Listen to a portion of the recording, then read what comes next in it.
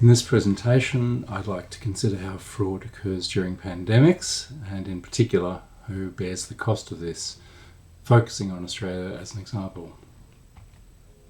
I'd like to start by examining how pandemics relate to fraud risk, and look at 5 aspects of this. Firstly, as with other financial crises, many existing frauds are uncovered during pandemics. As Warren Buffett wrote in a letter to Berkshire Hathaway's shareholders in 2007, it's only when the tide goes out that you learn who's been swimming naked. During the current pandemic, as businesses collapse, the spotlight is placed on many existing illegal activities. Secondly, many opportunities are created by government economic stimulus measures. In Australia, the JobKeeper and JobFinder programs have provided opportunities for ineligible individuals and businesses to defraud these schemes. Thirdly, technology is a key enabler of fraud, as we all know, and because social distancing requires people to work from home, this leads to an intense reliance on digital technologies, and it gives people time to consider how they can be compromised or used to commit fraud. Pandemics can also be used as an effective rationalisation of fraud or as a coping strategy. People will say, well, everyone's doing it, the government can afford it, it's just to support the economy, or I'm just keeping my business afloat. All valid rationalisations to justify fraudulent activity. And finally, many conventional fraud controls, such as those involving guardianship, don't work very well during pandemics. Police are required to guard virus hotspots or issue social distancing breach fines, leaving inadequate time for conventional policing, particularly involving complex economic crimes. So, who's paying the price for fraud in times of pandemics? It's governments, businesses, and you and I as individuals. Firstly, governments are suffering substantial losses from frauds targeting their pandemic relief payments and economic stimulus programs. The total Australian deficit in 2019 to 20 in Australia was $86 billion, instead of an expected surplus of $5 billion. Governments also have to pay for implementing a range of counter-fraud measures. Turning to businesses, many are financially harmed during pandemics, and fraud accelerates the decline of already compromised businesses.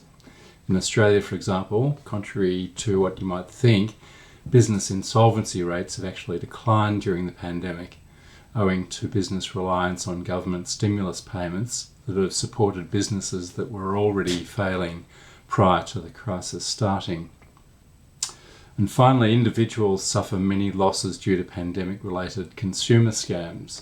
These are variable in their detail and targets. They have involved personal protective equipment sales, fake cures and vaccines, domestic pet scams, employment and investment scams, travel refund scams, and phishing and ransomware involving COVID-19 scenarios. Criminals have also targeted early access to superannuation programs and made unauthorised withdrawals of the maximums allowed, or even withdrawn whole fund balances. So how much is this actually costing? Firstly, we have to acknowledge the many problems that arise in trying to quantify problems like this. Many frauds aren't detected until years after the conduct takes place. There's often difficulties in establishing a causal relationship between the pandemic and the fraudulent conduct. And there's also difficulty in disaggregating pandemic fraud from fraud arising from other causes. In Australia, for example, we had severe bushfires and in early 2020, before the coronavirus set in, and frauds were targeting both of these at the same time. Consumer scams. In the first 6 months of 2020 in Australia, there were 550 COVID-19 related scams in Australia worth $2.2 million. It's 4% of all scams by number. So enormous increase in a new type of activity there.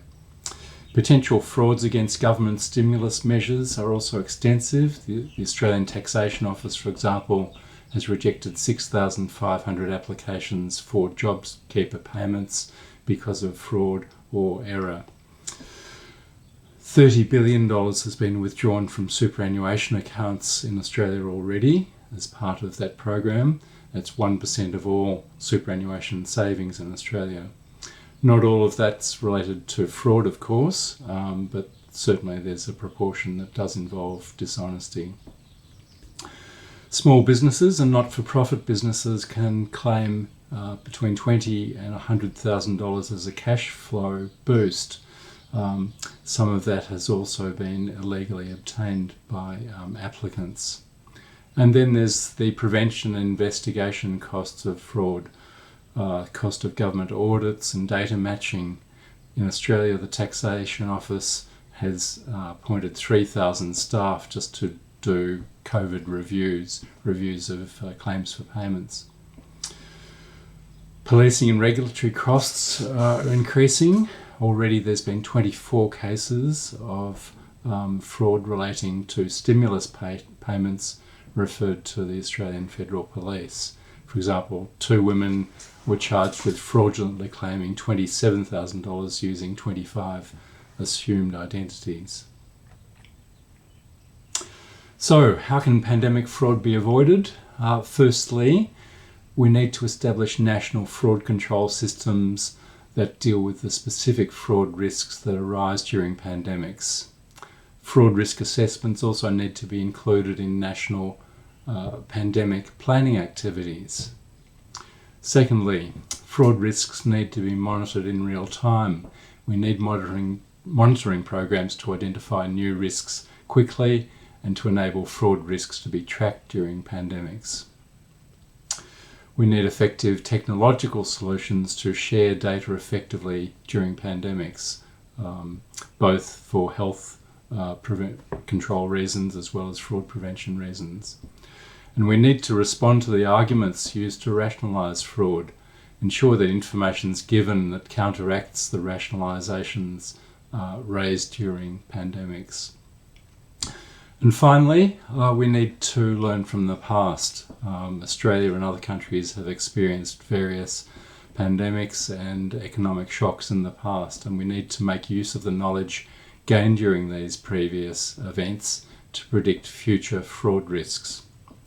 And finally, we need to evaluate the effectiveness of any historical fraud control measures that have been put in place.